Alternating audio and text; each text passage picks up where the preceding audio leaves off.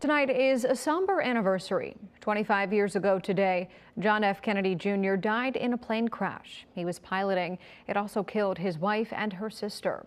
Our Andy Fox was actually on air when the news started to break. Andy? Yeah, Lena, let me set the scene. Remember, in 1999, there was no social media.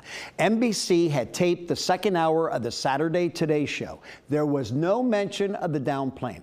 I was doing the Saturday morning cut-ins, happened to look at the AP wire and say, hey, what is this? I put together a script, we created a map, Martha's Vineyard, and brought the story to our viewers who probably didn't know anything about it. My news director then called and said, Andy, you and photographer Rob Rizzo get on the next flight out. We'd be gone for 6 days. Here's a look back at our reporting 25 years ago. This is the morning paper, the Boston Globe.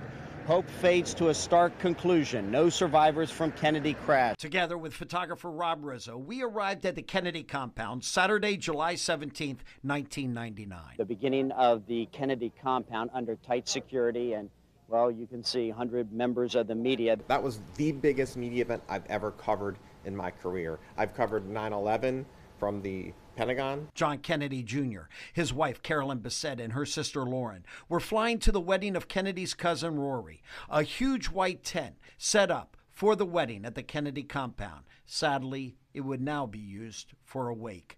Kennedy's plane crashed 7.5 miles off Martha's Vineyard. The Kennedys stunned. The world stunned. Here's Ethel Kennedy, wife of Robert Kennedy, assassinated in 1968. She went for a sail. She's also the mother of Rory. Reporters from around the world covered the story. Robert Penfold from Australia. Great sorrow for your royal family here in the United States, and Australians are feeling that as well. 10 divers set out for 2 targets 4.5 miles off Martha's Vineyard. This is what the recovery effort is dealing with. Look at this, fog.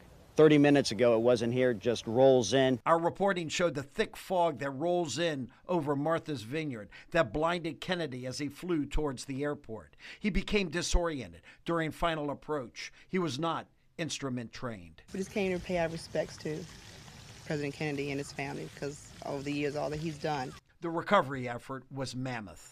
Divers hit the water after the Rudy produced 9 possible sites overnight. We were in a live broadcast when a Coast Guard chopper lands on the Kennedy compound lawn. Sensing the bodies may have been recovered, photographer Rob Rizzo and I run to the other side of the Kennedy home in time to get this video. It landed on the front yard to pick up Senator Ted Kennedy, seen here running back into the main house. Also here in the white is Senator Kennedy's son Patrick, who is also a congressman, and in the blue, Ted Kennedy Jr. Moments later, Senator Kennedy emerges with a book in his hand, perhaps a Bible. Then Senator Kennedy and his 2 sons flew to a Coast Guard station on Martha's Vineyard, where they boarded a boat and headed to the USS Grasp. This quickly arranged trip followed official confirmation at noon that divers located the bodies of John Kennedy Jr., his wife Carolyn Bessette Kennedy, and her sister Lauren. Rizzo, one of maybe 3 photographers on scene to get these images. Ted Kennedy getting on the chopper to go and basically identify the remains of his nephew. That was it. That was it. The saddest point, I think, for that family of that weekend, that was supposed to be a happy weekend, turned out to be that. We then raced to U.S. Coast Guard Station Woods Hole when the bodies were returned to shore. We would meet lots of people like Joe Shipley from Columbus, Ohio, who prayed the rosary on the Kennedy compound beach. I think, though, heaven is such a peaceful place that they're probably all rejoicing that they're seeing him face to face.